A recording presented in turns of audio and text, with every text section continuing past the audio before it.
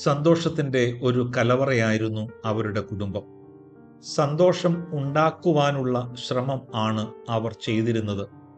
മനഃപൂർവമായ ഒരു പരിശീലനം തന്നെ അതിനായി അവർക്ക് ഉണ്ടായിരുന്നു.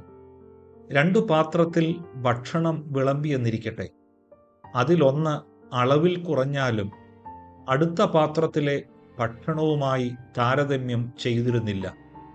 ഉള്ളത്തിലുള്ള തൃപ്തി അവർ സ്വയം സൃഷ്ടിച്ചെടുത്തു. അവരുടെ പ്രത്യേകത ലഭിച്ച ഭക്ഷണം ആസ്വദിക്കുക എന്നതായിരുന്നു. ഇനി ഭക്ഷണം മൊത്തത്തിൽ കുറവ് വന്നാലും ഒരാളെങ്കിലും ഇനിയും വേണോ എന്ന അന്വേഷണവുമായി അടുത്ത് എത്തി അവർക്കുള്ളത് പങ്കിട്ടിരിക്കും. ഭക്ഷണം എന്ന ഒരു അടിസ്ഥാന കാര്യത്തിൽ തന്നെ സംതൃപ്തി അവരിൽ തിരതല്ലുമെങ്കിൽ അവരല്ലേ സന്തോഷത്തിൻ്റെ ആദ്യ പടിയിലുള്ളവർ. അവരുടെ ഇടയിൽ ക്ഷമിക്കുക എന്നത് മറ്റുള്ളവരുടെ സന്തോഷത്തിനായി അവർ ഉപയോഗിച്ചിരുന്ന ഒരു പ്രയോഗം ആയിരുന്നു.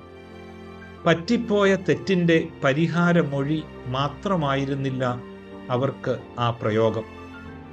ഇനിയുമുണ്ട് അവർക്ക് പ്രത്യേകത. ഹായ് എന്നത് അവർക്ക് പരിചയക്കാരോട് മാത്രം പങ്കുവയ്ക്കുവാനുള്ള ഒരു ഭാഷ ആയിരുന്നില്ല. മുഖത്തോട് മുഖം ആരു വന്നാലും അവർ പുഞ്ചിരി തൂകി ഹൃദ്യമായ ആ സ്വരം അവരുടെ ഹൃദയത്തിൽ നിക്ഷേപിക്കും.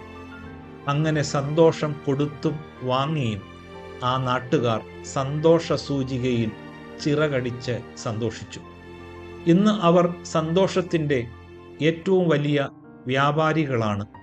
സന്തോഷം കൊടുത്തും വാങ്ങിയും സന്തോഷിക്കുന്നവർ.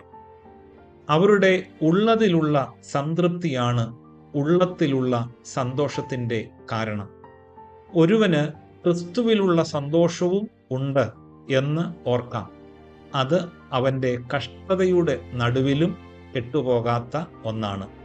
ഈ നോമ്പുകാലം സന്തോഷങ്ങളുടെ ഒരു പൂക്കാലമാവട്ടെ.